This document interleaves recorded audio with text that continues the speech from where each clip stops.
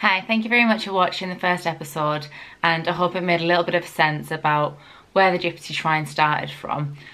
What I'm going to talk to you about here, and I'm going to try and get through 2 years in 15 minutes. So I think it's just important for me to kind of explain the whole business, and then when I do more episodes I can kind of really break down sections and kind of really teach and explain and show how to do things, I guess. I think that might be better than me going through everything in year by year. So I've got a list of everything so I don't forget it, so if I keep looking down that's why.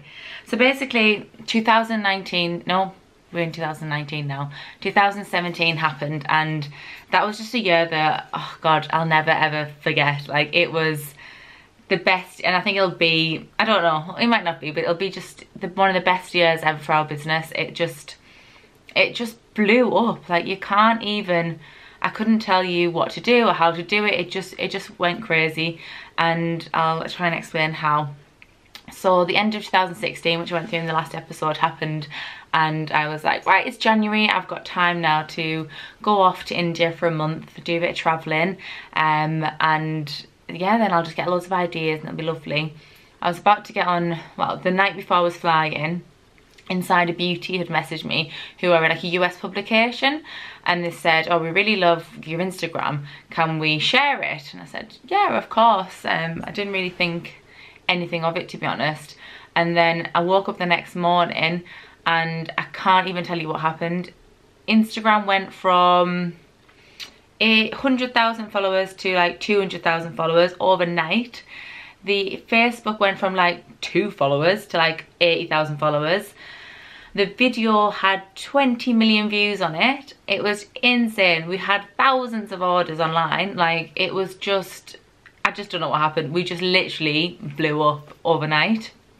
And on the website, everything was set to be out of like unlimited stock, because before this moment we were having one order a day. So like, we didn't need to worry about stock control or any of the things that we've got to be so on top of now.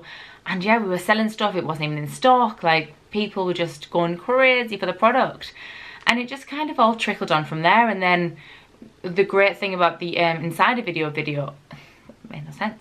The great thing about the Insider video was that it was a US audience, so we got this whole brand new audience. We somehow expanded into the US just because of a viral video.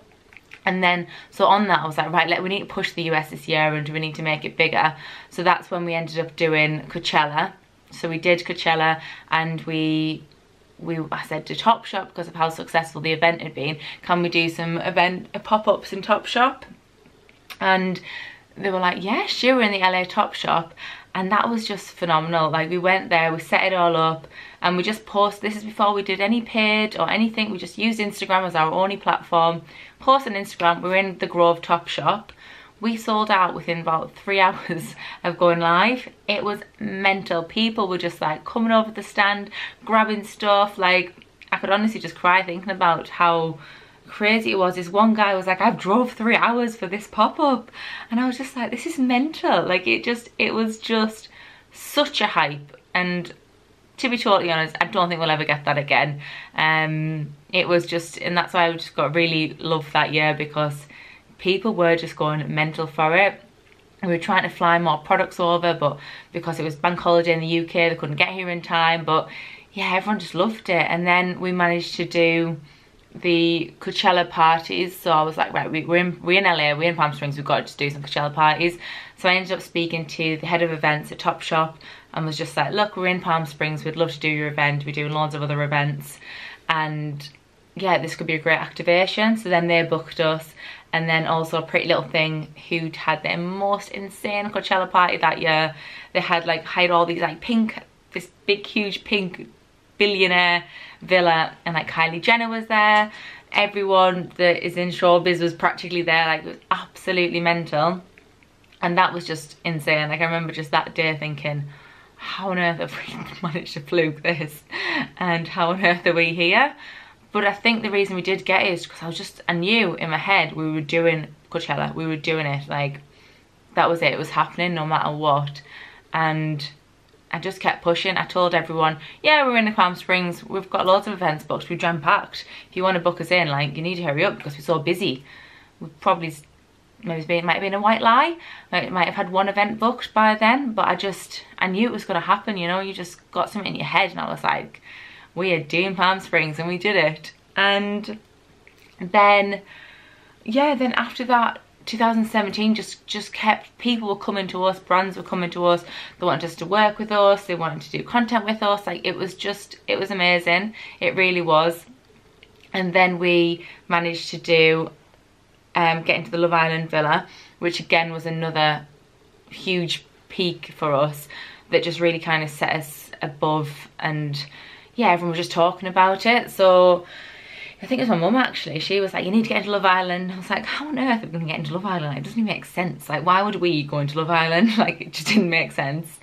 And she just kept going at me, so I thought, all right, I'm gonna have to figure this out, because every phone call she was like, Jenna, are you in Love Island yet? And I'm like, unless you want me to try and go in as a contestant, I don't understand how we meant to get into Love Island. But then we're like, right, well actually, how could we actually get into Love Island? Right, let's do a glitter party, let's glam them all up or something. And I just had pitched to loads of people, everyone possible in ITV I think we reached out to. And then Scarlett Moffat, who someone I went to school with, who obviously is huge now, she is like a massive celebrity and knows everyone, so I just thought, I'm just gonna ask her if she knows the producer, and she did. So she gave me his contact, and I had a phone call with him, and he was like, yeah, I love it, looks really good, can you do it next week? So we just flew out to Mallorca, went into the villa and glittered everyone up. And then yeah, that was just really surreal, just coming out of there thinking, what the hell have we just done? That was so cool. But then obviously they don't plaster everywhere, oh, Gypsy Shrine came at the villa. So we then had to think, how do we make sure everyone in the UK that's watching Love Island knows it was us that went into that villa? So I think we landed back in the UK, went straight back into the office, just written a massive press release, got all the pictures that they'd been posting, and just like sent out this huge press release to absolutely everyone. And yeah, then the Daily Mail picked it up, and we kind of almost got a big, like, not virally buzz, but we got a lot of press off the back of that. And that was just, yeah, people started knowing us as the people that, and then that almost made glitter parties a thing. Like, people started having a glitter party because they did in Love Island, and that was cool. So we almost created a glitter party trend by going into Love Island. So I guess it's just keeping current and keeping on trend and trying to figure out how you can relate to things that people are talking about. So then, lose my notes, 1 second. Then 2017, yeah, then we did, so like we just kind of, yeah, it was just a mental year to be honest. Then we did a massive, the Misfit Halloween campaign, which is like our first proper like campaign with a video and just like a proper big production. And that just was phenomenal. Like, the response from that was so good. I think because it was just so cool, it's so relevant, and everyone just wanted to be a misfit. We had this campaign on the Instagram where you had to hashtag to become a misfit. And you basically had to buy our products, create a look, and tag us in them. And this was like September, because we launched in September. And before it even hit October, we had about 2,000 people just buying the products, tagging us in them and creating it. Just to be part of like our Instagram, our social, and we post on the website. So without even knowing it, we'd created this brand that was desirable and people wanted to be part of.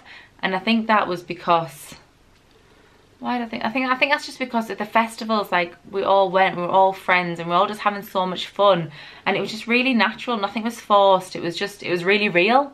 And I think that realness was getting put onto social, and people wanted to be a part of it because it was real. It was just like a bunch of friends at a festival, glamming everyone up, just having a really sick time. And I think that momentum really maybe came through in the social.